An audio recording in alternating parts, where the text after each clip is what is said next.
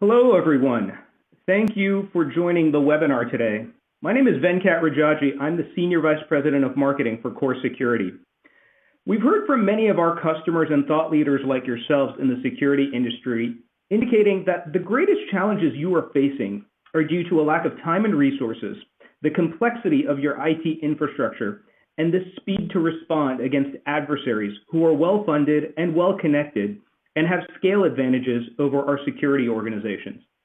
Given these challenges that we have heard in the industry, we have put together solutions to help security professionals with access risk prioritization, vulnerability prioritization, and network detection and response. We are very proud to partner with Joseph Blankenship from Forrester Research to discuss how security professionals can make smarter security decisions today. We hope you find today's webinar from Joseph educational and valuable. Thanks again for joining. Joseph, I want to hand it over to you. Thank you again for this partnership and looking forward to a very exciting webinar today. Excellent. Thank you, Venkat. I appreciate you having the opportunity to present today. All right, so our title today is Practical Recommendations to Make Smarter Security Decisions. And I think Venkat sort of teed up the problem for us very well. So we'll walk through solutions and recommendations for how to address all of the things that we're struggling with in the security space. And first, I'll give you just a little introduction to who I am, because analysts really can't get enough of talking about themselves. So I've got to talk about myself before I can really talk about anything else. Anyway, I'm a senior analyst with Forrester Research, supporting security and risk professionals. And what that means is we are a research organization. We do a lot of work with vendors like Core Security, as well as end users that come to us with security problems. They are looking to us for advice based on the research that we conduct, as well as our interactions with other clients and our interactions with vendors. So my primary coverage area is security analytics, and that includes the SIEM space. I also help to cover the network security space and have done some work on insider threat and security operations.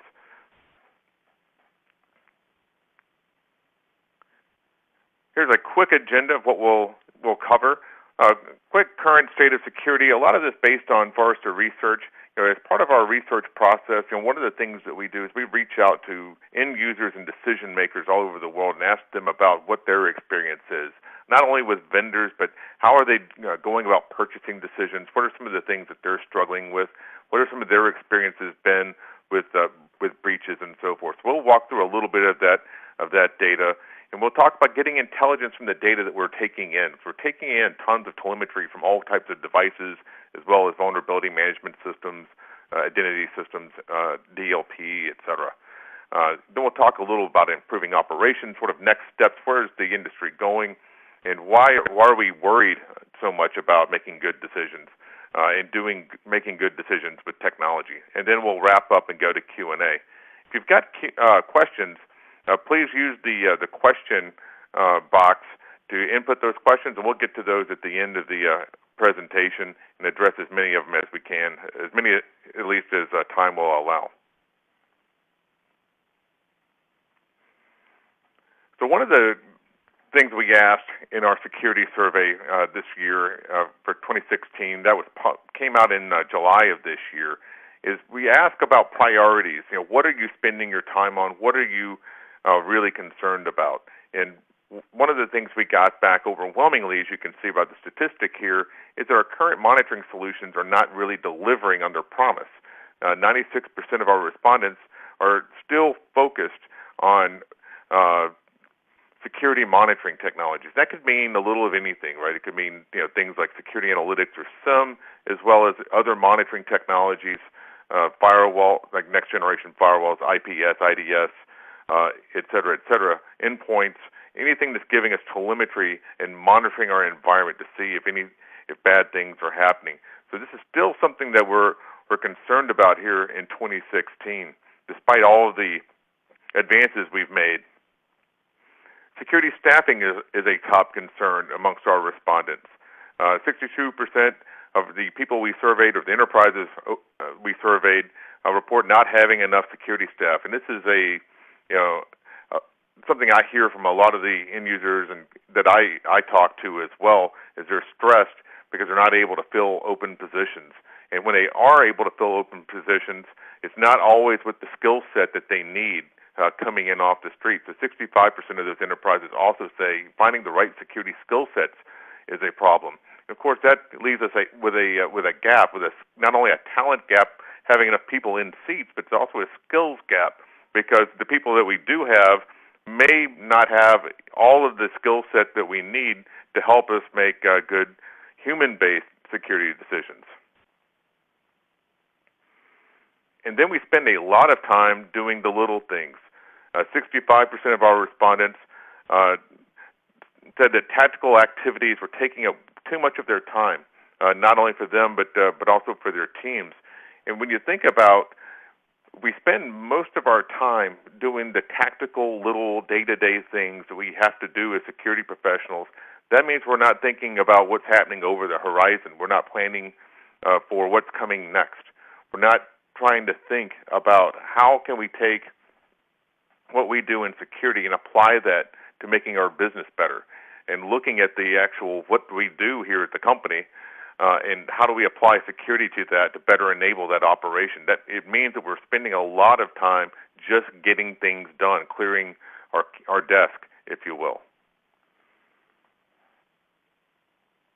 And then, of course, we have the question of vulnerabilities. Vulnerabilities, while they've gone, at least last year they went down, so far this year it looks like we're on pace to surpass 2015. If you can see from the slide there, that those results are as of September 30th this year. We spent a lot of time trying to wade through the numerous vulnerabilities that come in, because it's important that we understand the vulnerabilities, we understand how they're affecting our sensitive systems, and it's important that we remediate those as quickly as possible. So this is yet another thing that we're concerned about on the security side as well as the infrastructure side. And 53% of the firms we surveyed said that they were breached in the last 12 months. And you can see there from the legend on the right, some of those actually reported that they were breached more than 25 times in the last 12 months. That's quite a significant amount.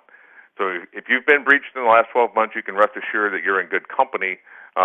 Plenty of other folks all over the place, all over the world, have had similar experiences where they've also experienced breaches. So it's sort of our obligation as security professionals to recognize those breaches and respond to them and shut them down as quickly as possible before we have a major impact that can be business changing. Now, what are people after when they are breaching our environments? They're targeting things like personally identifiable information, credentials, and intellectual property. And credentials are especially important when you think about it, because if I can get access to credentials, that means I can own the system. If I'm able to own a system, then perhaps I can escalate privileges on that system and then start doing things to either harm the system or start exfiltrating data. I can pivot off of that system to other places to see what I've got access to. So it's very important that we guard our credentials and have good password policies and those kinds of things. Intellectual property, it's also very important from the standpoint that this is the lifeblood of our business. This is the thing that we invest in to make the business go. If we lose our intellectual property and it gets shared with a competitor or it gets disseminated in some other way, that means we could lose a competitive advantage. That means we could lose the investment that we've made, and that has real significant opportunity to harm the business. And of course, we all know about PII, personally identifiable information. When that gets out, that means we have breach notifications to do. That means we have customers we have to go in and inform and do credit monitoring for, and that can get very public very quickly. So all of these kinds of things are being targeted in our environment. So they're all types of data that we've got to protect. So when we know we're being breached, and with 53% of our respondents saying, "Hey, we've been breached," the thing that's important is to recognize that and respond as quickly as possible. And that's why we're talking about making smarter security decisions today.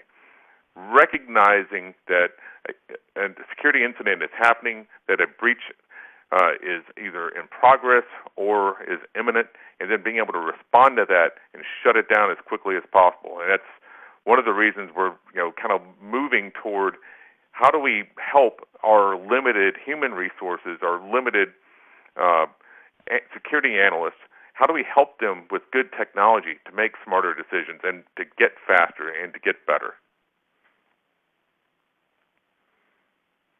This is another piece of data from our 2015 survey, and you can see, again, the focus was on current threats and vulnerabilities. And I kind of emphasize current because, again, that means we're not looking ahead. We're not trying to understand what tomorrow is going to look like. So we've got to figure out how do we get out of this, off the treadmill of addressing the here and now, and get that behind us and get more forward-looking. And then we have tons of security solutions. I absolutely love this slide because it really gives you a good visual demonstration of all of the things that could be in our security ecosystem or a part of our security program. You see all the vendor logos there. You see all these different types of security solutions and technologies, and it kind of makes your head spin a little bit. So an average enterprise may have 20 to 30 different security technologies running that the security group and the infrastructure group are responsible for managing. So it's a lot of data that we're taking in. It's a lot of things we have to learn and interact with to be effective. And all of these things, feeding into our security operations center or to our security team produce alerts. And we've already said, hey, we're really struggling with the number of analysts that we have, and a lot of the analysts we're hiring may not have the necessary skills to do the job as effectively as we'd like. So we've got all of these alerts, and perhaps not analysts that are not as skilled or not enough analysts. That creates a real logjam in our security operation. And here's some of the typical things that we look for that a security analyst or people, operatives, and analysts in a SOC may be responsible for. So we're multiple information sources. We've got all of these analysis activities, and this is really human-based analysis right now. We're really reliant on humans to do a lot of this analysis for us. So it's not really happening at sort of machine speed. Instead, we're relying on alerts to come in. We're relying on the analyst to look at a dashboard, see the alert, prioritize the alert somehow, and then start figuring out, what do I need to do with this? Do I need to investigate this? Can I close this? Do I need to escalate it someplace? So we're relying a lot on very limited resources that may or may not have the adequate skills to do all of this decisioning for us. I found this quote, and it has really very little to do with security, but it is kind of addressing the issue of data volumes, right? So we're producing tons and tons and tons of information. And when I say that, I kind of feel like I'm channeling Carl Sagan or something. We're billions and billions of petabytes of information. So we're producing a lot of stuff. Some of it's useful, and some of it's not. Kind of like the reference here to cat videos, right? Very, very cute, that's out there, but is it useful for doing business? Not really, not unless you're selling cat toys or something like that, or cameras. So we're producing tons of information, and it's kind of up to us to figure out what's important and what's not. And whenever I think about how busy that we are, and we're trying to respond to things, we're trying to understand what's happening in our environment, it always makes me think about this old I Love Lucy episode. And if you're too young to have ever seen this, I definitely recommend that you Google this. It's Lucy and Ethel here working in a chocolate factory. You would think this is an ideal job, right? I'm going to work on the line here at the chocolate factory, putting the chocolates into the box. All I got to do is get the wrapper going. As the thing's coming down, they start getting overwhelmed, and you can see Lucy here kind of stashing some chocolates inside of her blouse. Ethel on the left, if you don't know who Ethel is, jamming chocolates in their mouth, trying to eat these things as they're coming down because they're overwhelmed. They don't know what to do. They can't wrap these things fast enough. And that's kind of indicative, if you will, of what we're experiencing right now in security in a lot of ways.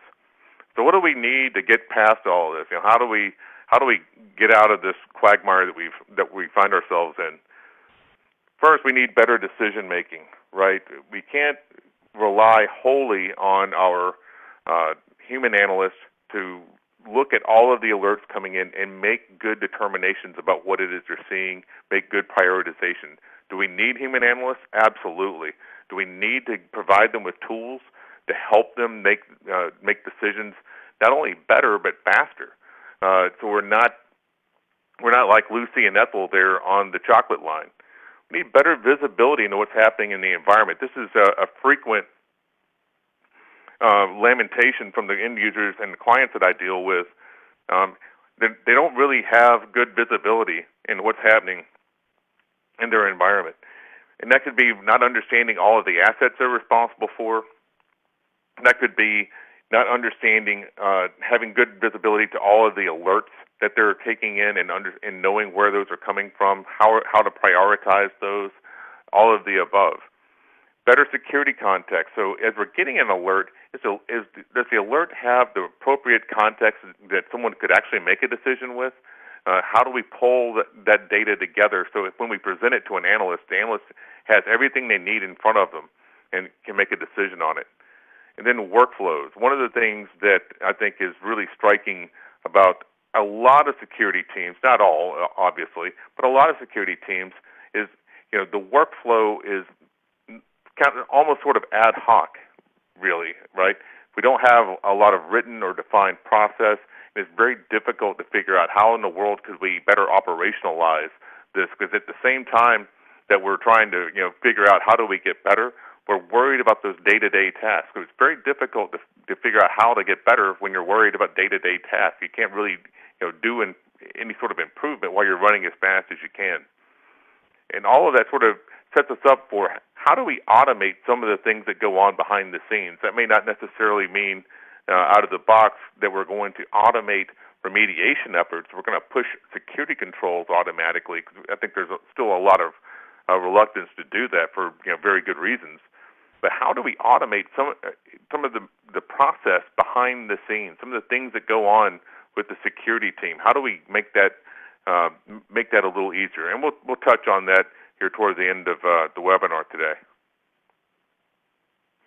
All right, so getting intelligence from data. So we're taking in tons of data, and it could be cat videos, it could be really important security events. So how do we figure out what's important and what's not and make good decisions on it?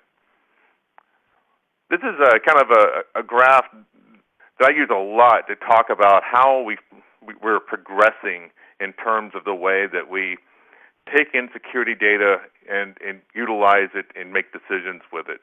So if you can think back, getting your time machine, go back to 95 to 2000, probably before a lot of you guys were actually in the security space. We very much focused on perimeter defense. It was all that we could do, honestly, to figure out how do we detect things coming in from the edge of the network and then make a determination if we have to do something about that coming in. And so that was kind of the early stage of security event management. And then right around the launch of the PCI standard, right around 2005 until around 2014, we saw the rise of all the SIMs, all the SIM vendors. Our focus was very much more on the compliance use case because we had all these compliance problems to deal with and assessors and auditors to answer to.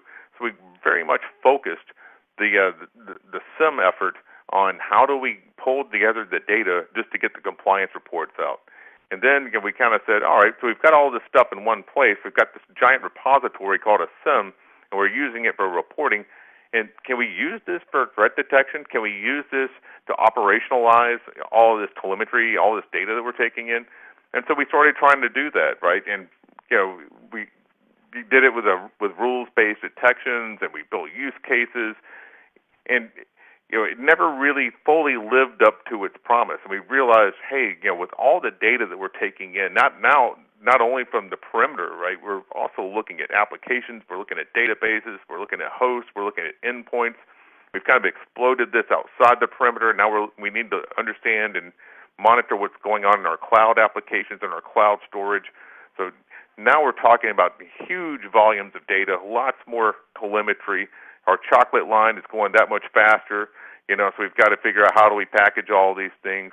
And so then we've kind of morphed into, we need an analytic layer on top of this thing to really make sense of it. We need to use better decisioning based on data science, things like, and that you'll hear vendors talk about machine learning or deep learning and artificial intelligence, and these are all very useful tools, and they're being layered in on top of what we've kind of been doing with SIMs, or in some cases we're not necessarily utilizing the SIM for detection, but we're going to use an analytics technology as a standalone to look at all of this stuff and make determinations. So we're going to look for patterns in the data that are indicative of something bad happening, right? And then we're going to use that technology to help us make decisions on, is this really bad? Is it touching something very sensitive? How do we prioritize this information so we can do something with it? So one of the things that security analytics or SA platforms, it gets really repetitive to type out security analytics all the time, so I hope you don't mind. Just going to shorten that down to SA. So if you kind of look at what is indicative of security analytics platforms, we're taking in all of this data from all of these different systems. That's inclusive of external threat intelligence, internally derived threat intelligence, what we call here at Forrester network analysis and visibility, or NAV, looking at network communications and making sense of that network communications. Do we see malware traffic, or do we see anything that's happening inside the network, in our network traffic, that looks indicative of malicious behavior? All of the log data, log telemetry that we take from all the devices that we monitor. SUBA is security user behavior analytics, and it's a technology that specifically looks at user behaviors to try to understand how do users normally behave, and can we use pattern matching or some decisioning to understand if a user starts behaving abnormally, can we make a decision about it? And of course, identity data. This is very important, especially if we want to understand how users are accessing systems, how users operate inside of an environment. It can also be very useful for remediation efforts. If we have our security analytics integrated with our identity platform, then we can take an action to quarantine an identity or perhaps kick it off the network. Bringing in our vulnerability data, so we're able to prioritize based on what systems do we know are vulnerable to a different attack vector. So when we see the attack and we can match that up to the vulnerability data, now we can prioritize it and say, hey, this is a real risk. We need to do something as quickly as possible. And then automated response. Are we able to take automated actions based on the decisions that we're making here in the analytics platform? So are we able to push out an automated response? Are we taking in anything from our controls as well? And you can see there across the bottom, these are other things we're pushing into this analytics platform and pulling back out. Things like context, threat intelligence, or human analysis. We have to train, in a lot of cases, our machine learning or our advanced learning techniques so they know that what's right when an analytic is fired, if this is real or if it's not, and we can train that over time. So we want to get our human analysis back into the loop there. And of course, events and alerts. How are we prioritizing our alerts, and what are we doing to archive our events? Some of the key characteristics of security analytics platforms. Definitely not going to read this laundry list to everybody. I'm just going to kind of just touch on a few things here, right? So a couple of the reasons that we started moving away from SIM and rules-based is the volume of data had gotten so great, and the number of rule changes that were required really made rules-based SIM based on a relational database not as fast as we need. It was not able to take in the data and actually make decisions on it as quickly as we need. So the speed of transaction analysis, being able to use these different techniques so we can return a decision in near real time to understand what we're looking at and get that to somebody as quickly as possible. One of the things we had to consider is, do we move away from traditional relational database and then get into a dispersed big data infrastructure? So now we're able to move a lot faster, take in a lot more data, and make quicker decisions on it, and also enable faster searching. So if I'm an analyst and I want to look at a bunch of events from a bunch of different data, I'm able to build that query and conduct that query a lot faster. Then also kind of as you go down the list here, getting into understanding the relationships between entities inside the network. Can we visualize these relationships, make it easier for an analyst to see what is the relationship between a possibly infected host and other hosts or other devices in our network? Are we able to look at that and help visualize that to give the analyst better decisioning there? That's part of the visualization aspect. And then, of course, workflows. Are we enabling better workflow amongst our analysts, as well as being able to extend not only from the security team but also out to the infrastructure team?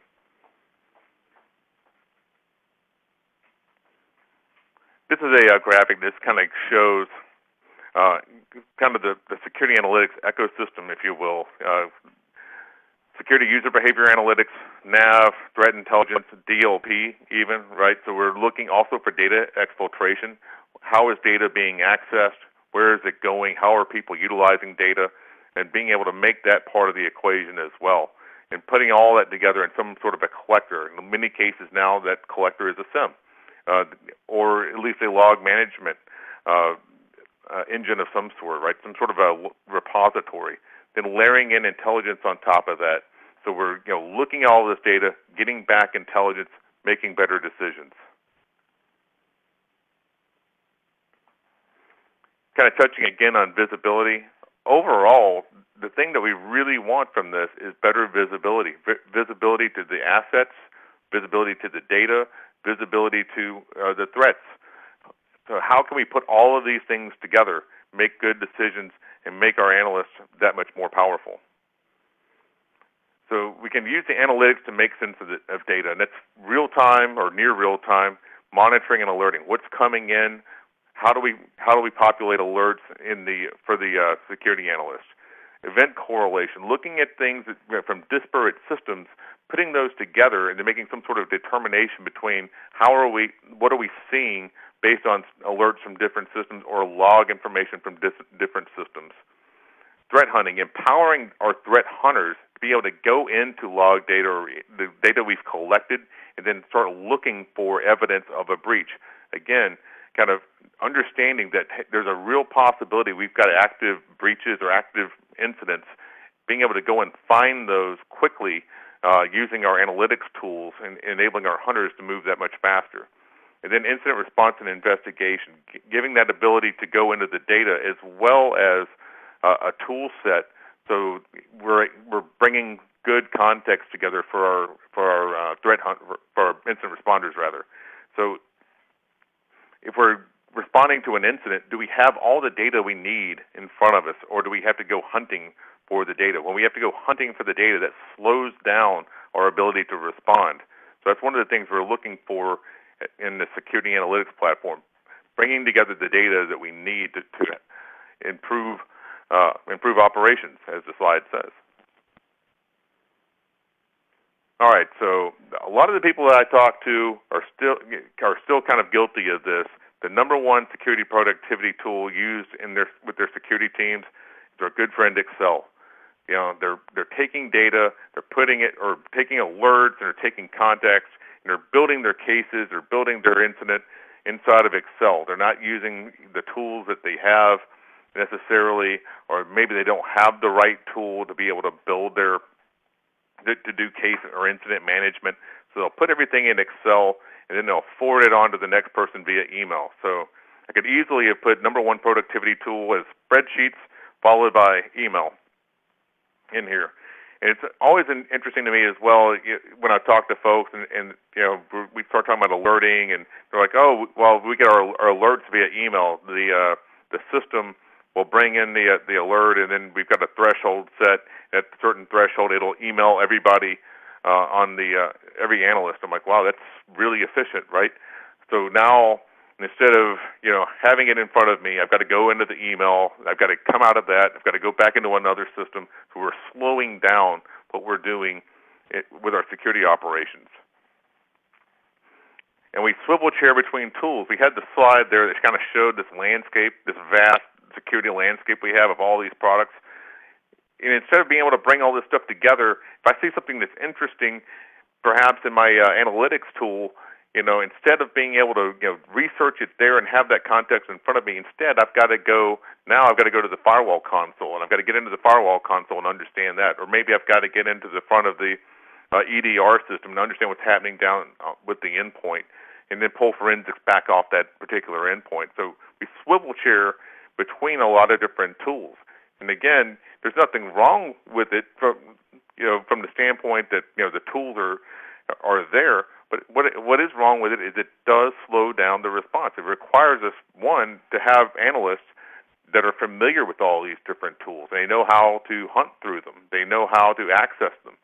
It also requires them to have all of these things up in front of them and know where to go to get all this information, and then come and put it together.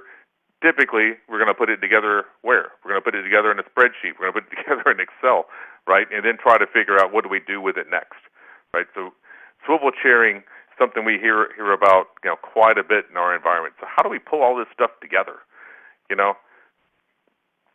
when I think about this, I think about like a really disorganized workshop. And I swear this is not a picture of my own workshop, because if I had a workshop that looked like this, my wife would probably throw me out of the house, or would lock me in there for a weekend and make me straighten it up. So imagine walking into this workshop and you have to get something done, and you have absolutely no idea where what you need is located. So let's organize our tools. Let's pull this stuff together. Let's have a good dashboard that gives us the visibility to what's happening, so we can go and take effective action on it, and we can speed up the process and perhaps get out of the mode of emailing around spreadsheets and that kind of thing. Let's clean up our workshop. Let's know where our tools are. Getting better alerts and better security context into our security workflow can also help with this skills gap problem, right? If we're giving good context to our tier 1, our junior analysts, it helps to elevate their skill set, right?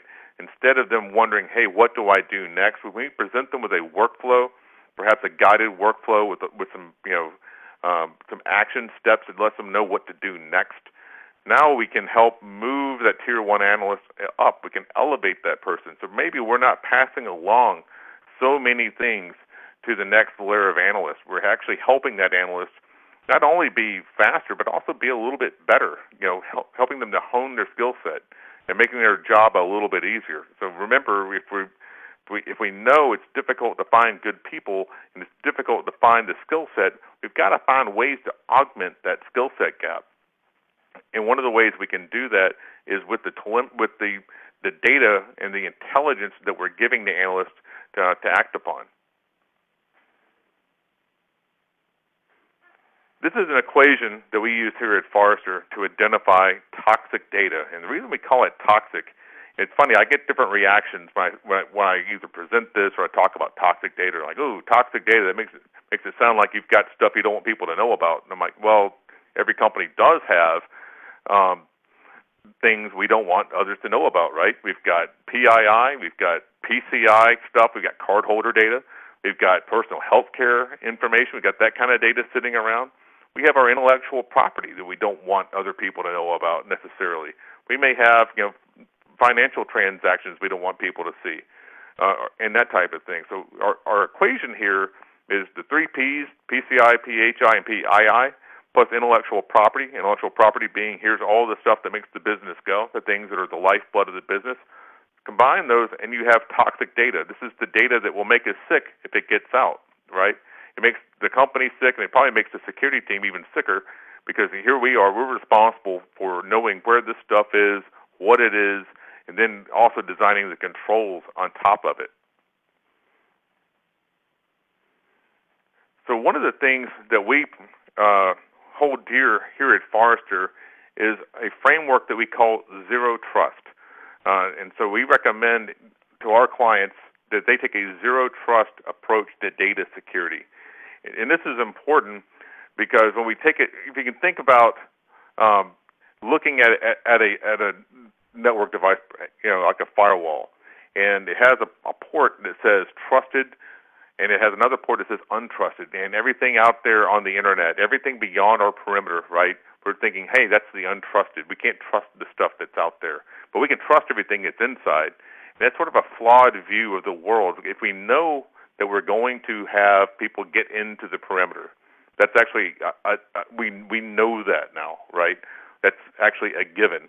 We know people are going to breach our defenses and they're going to be inside our network. We also know that we have things called malicious insiders. We have people that may be in our network that are working there. They may be contractors, they may be business partners, they may be fellow employees, and they may not have our best interest at heart. And they may try to access things and do things with our data, with our toxic data that we don't want them to. So one of the things that we recommend to our clients is classify and know where all your toxic data is. Build your controls around that toxic data. So, verify and secure all resources regardless of location. Understand where that toxic data is. Build your controls to control access to the data, number one. Number two, monitor access to that data. That's actually number three here. Log and inspect all traffic, internal and external. Know who is accessing stuff and why. Really, and lock that down. And that locking it down is number two there. Strictly enforce access to all your user populations. Only look at data access from the standpoint of does this person need that data to do their job? I did a report called Hunting Insider Threats, and one of the folks that I had interviewed for the report was telling us about a case that kind of led them to building an insider threat response team. And the case was basically they had an insider that had been there over 20 years, and he had decided, he had taken it upon himself to say, hey, I've got access to this stuff. It's my right to have it. So he was downloading it and taking it home. All kinds of sensitive stuff on other employees, HR files, things about new plans that they had for the organization, that kind of stuff. This guy had no business doing that. So think about, do we have the right levels of access for people? Do they have more access than they need? And then lock that down. So recommendations. What do we want to get out of all of this? So, the title of the presentation was Practical Recommendations to Make Smarter Security Decisions. One, let's look at analytics tools as a way to bring data together. We want to be able to bring all of this stuff together for better visibility and better decisioning. As we've talked about, if we apply the tools in the right way, we can bring in all of this disparate data and make better decisions on it, helping our human analysts, helping to elevate those folks. We can prioritize our response based on risk. And one of the ways that we prioritize based on risk is we look at that toxic data and we understand the assets that data resides on. We can also understand the vulnerability state of that asset. So if we're bringing in our vulnerability information, we know that this asset contains sensitive information or toxic data. If we know what its vulnerability state is, when we see an alert that involves that particular asset, now we know, hey, we've really got to respond to this quickly, right? And because we're following a zero trust model, hopefully our security controls will allow us to shut off that access as quickly as possible. Evaluate processes. As we were talking about, using email and spreadsheets, swivel chairing between all of these tools, do we have good processes? And this is one of the things that's really difficult to do. It's really easy as an analyst to say, hey, go evaluate your processes and get that stuff cleaned up. If only it were that easy, because as we talked about, we're busy. We're very busy doing stuff. But the only way that we're going to get less busy doing stuff is if we have good process, if we know what works, and we've got good tools that we can marry to the process. I think far too much of the time security people and IT people even in general perhaps, instead of thinking about what do we need to do, what tool do we need to fit the way that we do things. Instead, we get a tool, we bring that in, we stick it in, and we're like, okay, gosh, now how do we utilize this thing? We got to make our process fit this thing, and then we never get around to doing that, and then we're not using the full functionality of the tool that we bought. So let's look at our process. Let's try to get process maybe ahead of technology in a lot of cases. If you can kind of look at the triangle or the pyramid there on the right, this is from our report, a targeted attack hierarchy of needs. And I think this is kind of really, kind of illustrates this well, right? The first thing we got to do is you got to have an actual security strategy. We've got to have people to help us execute the strategy. And then we can start moving up the chain, right? And one of the important ones is there, highlighted there in yellow, is we have an integrated portfolio of products, things that work together, kind of going back to that idea of the tool set, right? Our tool set needs to work together. So if we have a tool set that works together, then perhaps we can cut down on the swivel chairing and trying to go to different places to do things. And then we can start moving up the pyramid to preventing things from getting in, and then having faster detection and response, especially to these more sophisticated types of attacks. So, and then kind of out of that, let's find opportunities to automate. And sort of the low-hanging fruit there are the repetitive tasks, going back to the slide about, hey, we spent a lot of time doing day-to-day stuff. Can we recognize some of that day-to-day stuff and figure out ways that we can group that every day-to-day stuff and then build and then apply automation and orchestration technology to pull that stuff together and do it for us in the background? That's one of the things we've got to think about as security people to make ourselves more effective. So let's talk just briefly here about automating response. This is kind of where all of this is going, right? We're making better decisions, with our security analytics platform. If we understand data and we understand data risk, are we able to make better automated types of decisions? And this is where we're going. This is from our report, Forrester's Rules of Engagement, a call to action to automate breach response. Again, being able to make a quick decision and then take a quick action based on the business context of what's going on, right? So kind of understanding, hey, we've seen something happening in the environment, and then using our security analytics tool, we're going to make a decision. Is this bad? Is this malicious? Or is this something that we can ignore? So if we understand that it's an attack, based on our confidence level that attack is real, now we want to be able to take some sort of an action very quickly, right? We may want to quarantine an asset. We may want to block an IP. We may want to take an action to kick a user off the network. Any of these types of things. And while that may have some disruption to the business,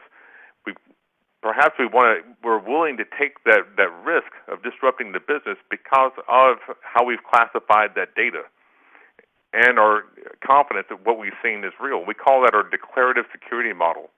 So if you look there on the left, going up, confidence level. How confident are we that this is a real security risk? That this asset that contains sensitive data could be breached.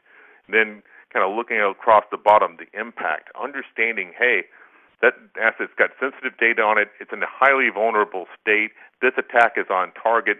We should do something. We should take a quick declarative action. And one of the ways we have to do this is we define the policy up front. What are we going to take an action on? What are we not? We have to have good process in place. So we can't have poor process, because if you try to automate bad process, you're going to end up probably doing more harm than good. So it's about defining good policy, working with the business owner, helping them to understand, hey, if we take this kind of an action, it may disrupt something. Are we willing to accept that risk, that business risk, as opposed to allowing a breach to happen that could really harm us? So really working with our business owners, help them understand, what the trade-offs are, security versus perhaps having an interruption to a single user or to a device or a host or a process.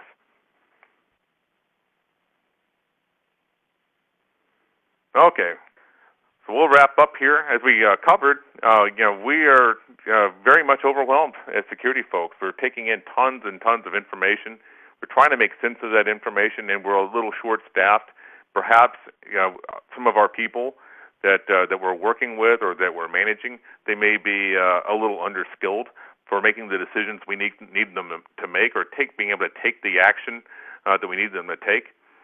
So we have to really, provide them with the tools to get the intelligence from all the data, and that could be, security analytics. That could be combining, all the data we have into a good tool set that gives that visibility across the board. The security analytics tools that we're building today, layering in the data science capabilities, being able to make faster decisions. It's giving us better decision-making ability and better visibility of what's going on in the environment. We're pulling all that disparate data together, presenting it in one place. We're able to see and make decisions. And all of this stuff put together, giving these increased confidence levels, understanding our data, understanding our environments better, helping us, lay the framework for automating, aspects of security. Am I saying we're going to take analysts completely out of it?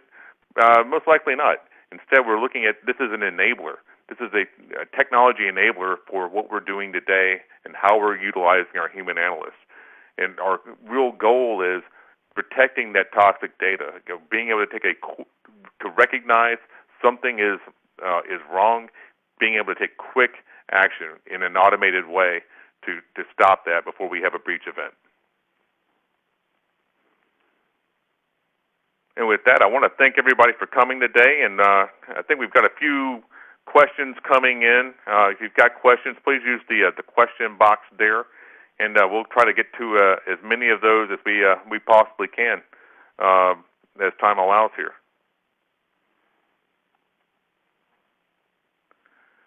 Let's see. I'm kind of looking. I've got a few here. So I think this is usually one. And Venkat, you may have to answer this one if we're going to make the slides available after the presentation. Is that? I see that in a couple places here. Yeah, I saw that as well. Let me follow up with your team, and we should have an answer very shortly for the attendees. One way or another, they should get access, and it will be as part of the follow-up when we send out a follow-up email. Okay, sounds good. Let's see. I think we had that 3 or 4 times there. As it relates to analytics, what area do you believe companies should focus on first to get the biggest bang for their buck? Excellent question. I think probably the first area to think about is what do you have in place now? What are you currently doing? Do you have a SIM technology? If you have a SIM technology, does that technology have an analytics layer? If it doesn't, and maybe you're not happy, then the thing you've got to figure out is, what are we trying to do? What do we really need as a security team? How mature is the team? What level of sophistication or ability does the team have? And I think kind of depending on those factors, you've got to go and decide what's going to be best for you. It's also a matter of understanding the rest of the tools that you have. You want to find an analytics platform that works well with your current tool set, that has some integration.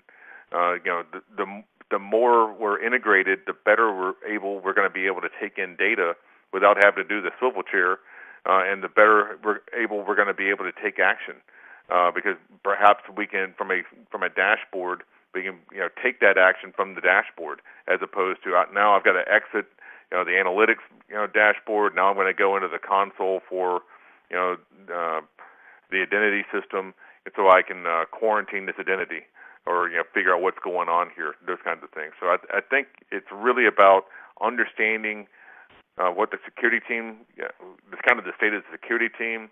It's about understanding what your priorities are, what data you've got to protect, how your network is laid out, et cetera, and then what you've already got invested in.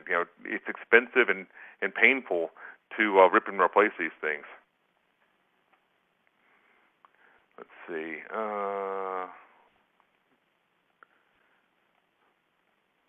Within a security organization, who do you think benefits the most from these tools? How much of these tools are owned by the security operations group versus the people charged with execution of remediation within the security domains? Another awesome question.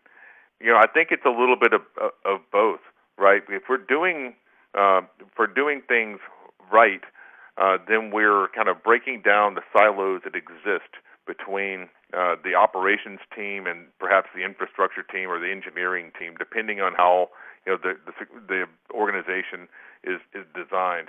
And I think one of the other things that we see quite a bit is security and infrastructure don't always work that well and aren't always using the same set of tools in terms of communication.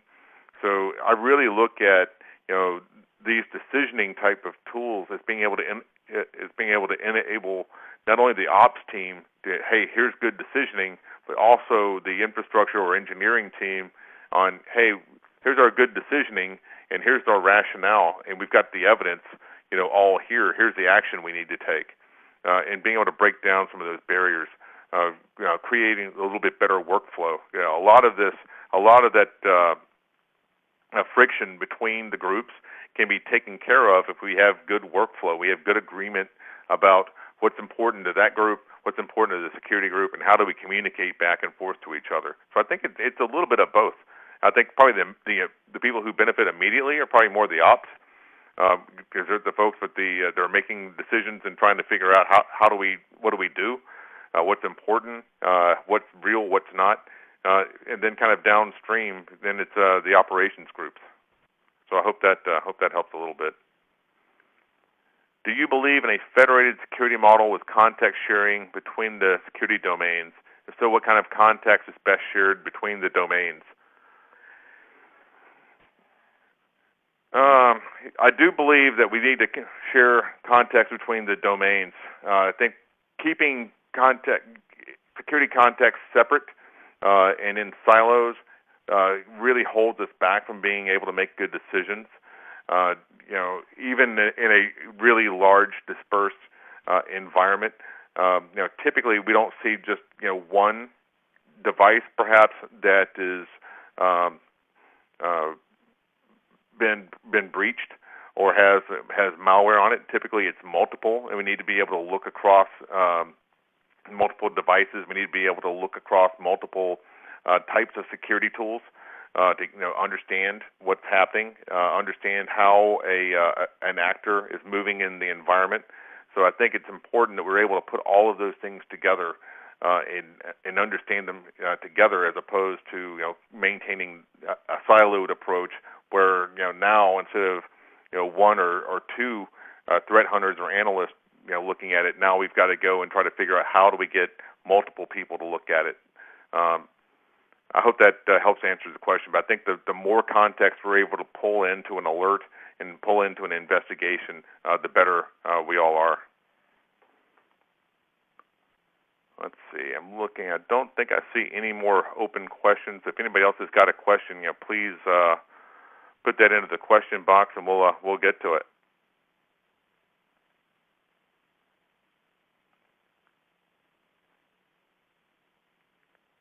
Well, Venkat, I'm not seeing any other questions coming in. I don't know if you had anything else you wanted to wrap up with, or what. So I'll hand it over to you.